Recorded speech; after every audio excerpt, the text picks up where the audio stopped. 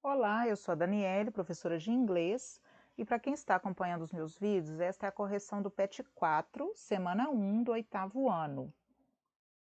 Aqui nós temos a primeira página, que aparece em todas as atividades, e vocês já conhecem, onde vocês encontram o objetivo, a habilidade que vocês deverão alcançar com essa atividade. Eu deixo sempre as minhas dicas, que são pegar o seu caderno e material necessário, ter em mãos um dicionário que pode ser manual ou digital, e não deixe de fazer o seu próprio vocabulário com as palavras que você não conhece e aquelas que você costuma esquecer. E o principal, leiam com atenção todas as orientações e enunciados para fazer as atividades. Nessa atividade, nós temos aqui um título, uma imagem e um texto. A primeira coisa que vocês vão fazer é aquela leitura visual, a leitura rápida, né? Conectando as palavras cognatas, aquelas que são parecidas com as do português, e as palavras que vocês já conhecem. Depois vocês vão fazer uma segunda leitura, buscando somente aquelas palavrinhas no dicionário que vocês não conhecem e que vão ajudar um pouquinho mais na compreensão do texto. E aí, se necessário, vocês façam uma terceira leitura, tentando entender o sentido geral do texto, qual é o tema principal. E aí nós vamos começar a responder. Eu já deixei aqui grifado algumas linhas para a gente fazer a nossa atividade, dar as nossas respostas. O título do texto é Super Nintendo World Japan Looks Like a Mario Level Dropped into Reality. Então nós temos aí um título relacionado a um joguinho do Nintendo, que é um nível do Mario, que quem joga, né, já deve conhecer, e sobre esse jogo ser trazido para a realidade, para um parque de diversões no Japão. E aí a gente vai começar a nossa atividade prestando atenção no título, na imagem e palavras-chave que nós vamos encontrar aqui no texto. Tem o vocabulário que vocês vão olhar também para tentar entender aí melhor o texto, e aí a gente começa a atividade.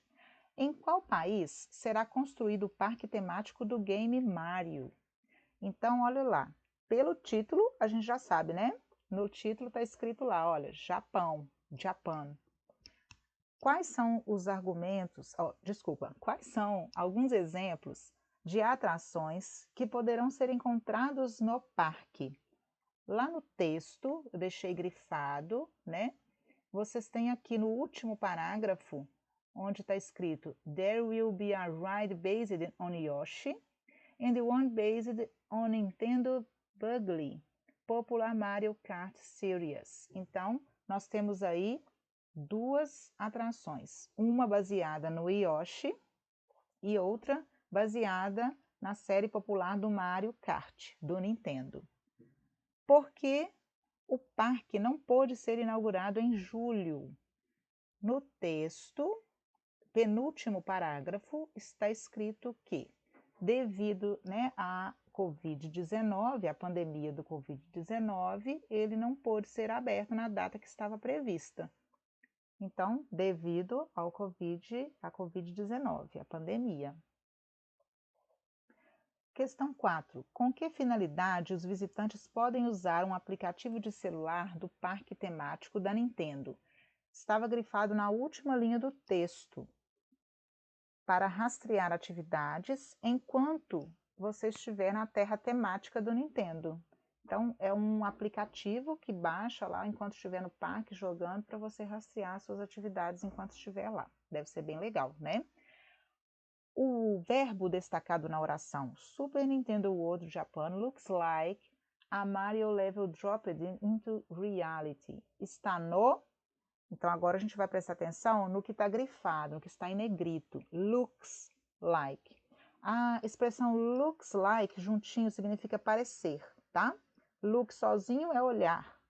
Like juntou com looks like virou parecer. E aí eu tenho os tempos verbais que nós vamos rever.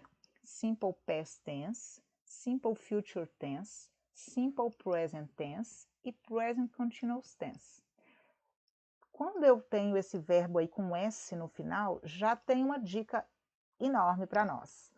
Os verbos na terceira pessoa do singular, no simple present, são acrescidos de S, né? Que é uma regrinha lá do presente simples no inglês. Então, Só com essa dica a gente já percebe que esta frase está no presente simples. Então, nós vamos marcar aqui, Simple Present Tense.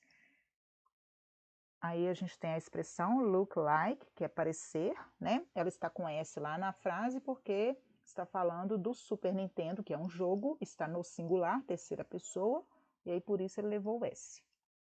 Vamos rever aqui então. Com essa atividade toda que a gente fez agora, a gente pode rever os seguintes tempos verbais: Simple Present, Present Continuous, Simple Past e Simple Future. Vamos ver aqui rapidinho.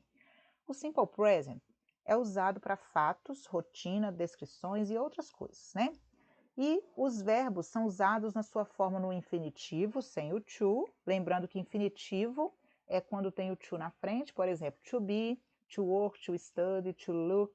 E aí, quando eu vou conjugar o verbo, eu vou tirar esse to, né? E vou fazer as suas adaptações dependendo do verbo. O to be, por exemplo, é um verbo diferente que ele tem 3 conjugações, né? A primeira pessoa do singular, I am, as terceiras pessoas do singular, he, she, it, is, e as pessoas do plural, we, you, they, are. Os outros verbos, eu vou prestar atenção aí que na terceira pessoa do singular, he, she e it, eu vou acrescentar o S no final dos verbos, obedecendo algumas regrinhas que a gente já viu em alguma atividade anterior, né? Exemplo, retirado lá do texto. It looks like a Mario level, e aí continua a frase, né? Que foi retirada aí da questão número 5. Present continuous. Eu uso para falar de ações que estão ocorrendo no momento da fala. A estrutura é formada pelo verbo to be, mais o verbo principal, acrescido de ing no final desse verbo. Exemplo, lá no texto tinha uma frase escrita assim: Coins are rotating in sync. As moedas estão girando em sincronia. Então, naquele momento lá, em determinado momento lá do parque, as moedas estão girando em sincronia. Simple Past, usado para falar de ações que iniciaram e acabaram no passado. Os verbos regulares são terminados em ed, como a gente já viu antes. E os verbos irregulares têm forma própria, que é aquela listinha famosa que a gente sempre comenta, que vocês encontram no final do livro de vocês, ou na internet, e aí é decoreba mesmo, tá? Exemplo, Universal Studios Japan reopened in June. Então, o Estúdio Universal do Japão reabriu em junho. Reopened. Então, open, abrir. Eu tenho aí um verbo regular e quando eu vou passar ele para o passado, eu vou acrescentar ed no final. Simple Future, usado para falar de ações que ainda não ocorreram, ou seja, no futuro. O futuro simples é formado por o will, mais o verbo principal no infinitivo, sem o to. E aí, como exemplo, eu retirei uma frase também lá do texto, e é: If you want to get an idea of how big Super Nintendo World will be, e aí continua a frase, que quer dizer: se você quer saber, ter uma ideia do quão grande será o Super Nintendo World, né, o mundo do Super Nintendo, e aí você vai conhecer, né? Então, o will be, será.